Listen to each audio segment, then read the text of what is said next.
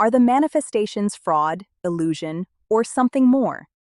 In Chapter 4 of the first part of the Book of Mediums, Allan Kardec examines the so-called systems of denial, explanations proposed to dismiss spirit phenomena. Among them are hypotheses of charlatanism, madness, hallucination, involuntary muscular effects, unknown physical causes, and simple mental reflection. Kardec does not ignore these possibilities. On the contrary, he analyzes them one by one. First, charlatanism. It is evident that frauds can exist. In any area where there is public curiosity, exaggerations and simulations can also arise. Modern science confirms that confirmation bias can lead people to interpret common events as extraordinary. Recognizing the possibility of fraud is a sign of maturity, not denial. Next, the hypothesis of madness or hallucination. Today we know that the brain can generate vivid perceptions without external stimulus. Dissociative disorders, hypnagogic experiences, and altered states are studied by neuroscience. But Kardec questions, would it be plausible that entire groups in different contexts exhibited the same patterns of intelligent communication solely due to collective hallucination?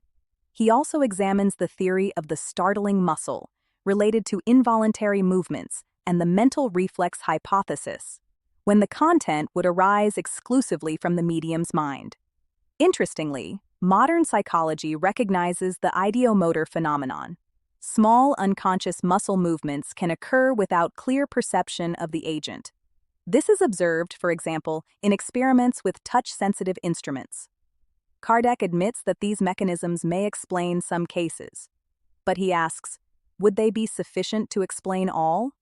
When unknown information arises from the medium or coherent communications in distinct contexts, would only muscular automatism or psychological reflex completely explain the phenomenon? Kardec's stance is methodological. He does not reject natural explanations. He compares them with the observed facts. This is an important point for our time. Modern science requires that competing hypotheses be evaluated by their explanatory power. A theory is stronger when it explains more data with fewer contradictions.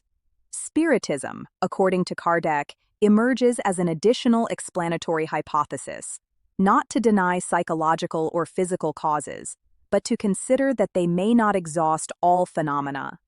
The balance lies in not reducing everything to fraud, nor accepting everything without analysis. Perhaps the true method is to investigate with an open mind and a critical spirit at the same time. If this analysis of denial systems has provided a more balanced perspective, share this content with those seeking serious reflection and continue following this journey of conscious study.